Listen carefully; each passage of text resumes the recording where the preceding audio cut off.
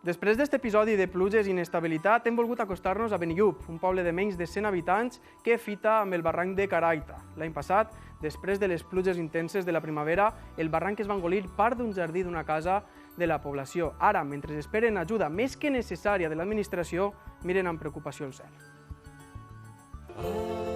Tots anem al barranc, cal preparar el combat.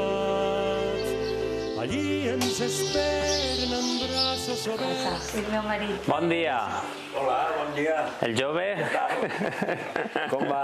Molt bé, molt bé. Vaig buscant a Joan. Joan, pues passeu, és l'últim. El seu fill, allí? Passeu que estem fora, sí. Vinga, gràcies. Adéu. Bon dia, Com estem? Jesús, molt bé.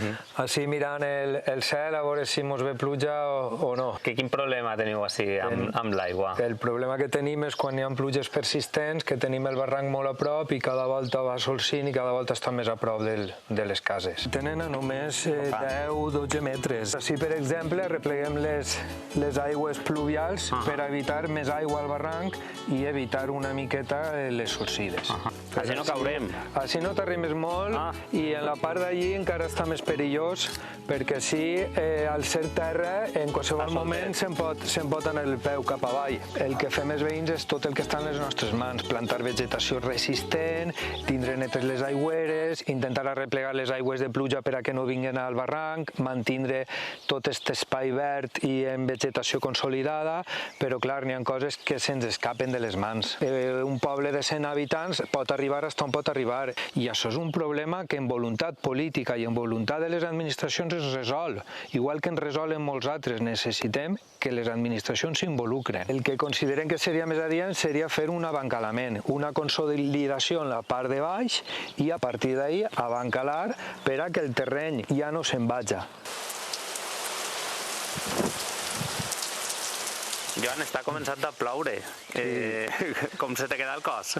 A veure, ara mateixa m'encanta que plova, m'encanta la pluja i espero que plova i que faci una bona saoneta, que no se'n passe de mare. I sabem que sí, quan plou, plou i que pugui haver un gran despreniment que es pugui engolir algunes cases del poble, inclús en la gent dins. Així n'hi ha zones que se'n van anar 1 metre, 2 metres de terreny.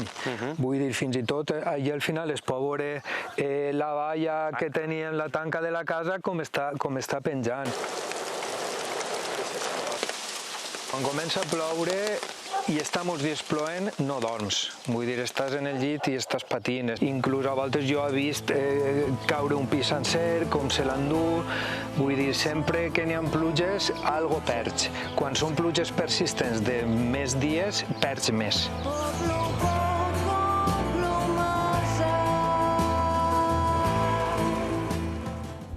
Situació preocupant a la zona de Benillup, on el barranc de Caraita està pràcticament a 10-12 metres d'algunes cases de la població. De moment, els deixem amb Atrapa'ns si pots i la programació de la vesprada d'Apunt. Que passen molt bon cap de setmana.